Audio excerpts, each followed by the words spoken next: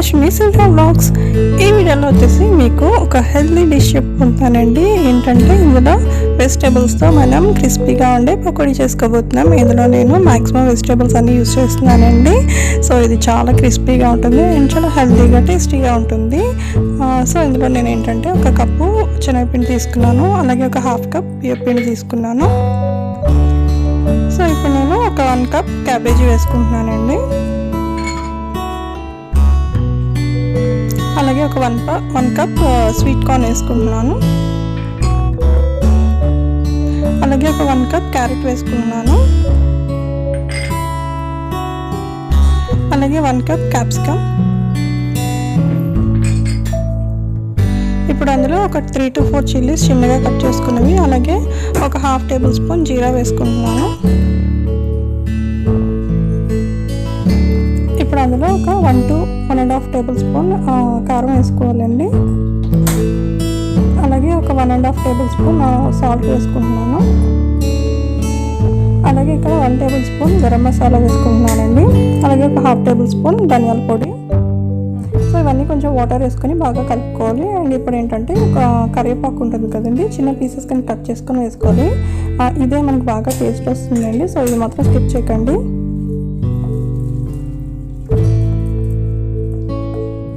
ఇలా బాగా కలుపుకున్న తర్వాత ఇప్పుడు మనం ఇందులో పన్నీర్ పీసెస్ ఉంటాయి కదా, చిన్న చిన్న కట్ చేసుకున్నవి, అవి వేసుకోవాలి, కలుపుకోవాలి. ఇది ఎక్కువ కలుపుకూడదండి, పన్నీర్ విరిగిపోతుంది. సో ఆయిల్ ఫ్రై చేసుకోవడానికి పెట్టుకున్నాను. ఇప్పుడు ఇందులో పకోడీ లాగా మనం చిన్న చిన్నవి పీసెస్లా వేసేసుకోవాలి. మనకి వెజిటేబుల్స్ కట్ చేసుకోవడానికి టైం పడుతుందండి, ఫ్రై అవ్వడానికి అలాగే పకోడీ చేసుకోవడానికి చాలా ఈజీగా అయిపోతుంది.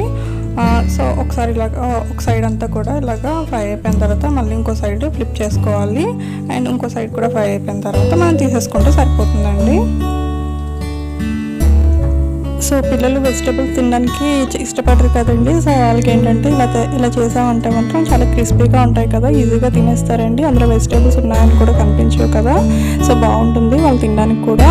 అండ్ ఇప్పుడు ఏంటంటే మనకి ఇలాగ గోల్డెన్ కలర్లో ఫ్రై అయ్యేంత వరకు ఉంచుకొని ఇప్పుడు మనం తీసేసుకుంటే సరిపోతుందండి. సో ఇక్కడ చూసారు కదా, బాగా ఫ్రై అయిపోయింది, చాలా క్రిస్పీగా అనిపిస్తున్నాయి కదా.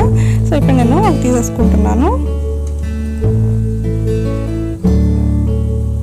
సో ఇవి తీసుకున్నప్పుడు ఏంటంటే ఒక టిష్యూ పేపర్ వేసుకుంటే మనకు ఆయిల్ అనేది అబ్జర్వ్ అయిపోతుంది కదా.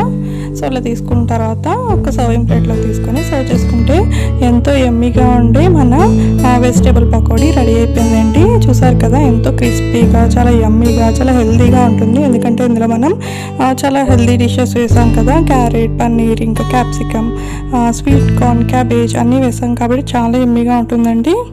థ్యాంక్ యూ ఫర్ వాచింగ్ అండి. మీకు కానీ వీడియో నచ్చినట్టయితే లైక్ చేయండి, షేర్ చేయండి, సబ్స్క్రైబ్ చేయండి. అలాగే పక్కనే ఉన్న బెల్ ఐకాన్ని ప్రెస్ చేయండి, సో దట్ మీకు నోటిఫికేషన్ వస్తుంది. సో ఎప్పుడు ఫ్రీగా ఉంటే ఎప్పుడు నా వీడియోస్ చూసేయచ్చు. Thank you.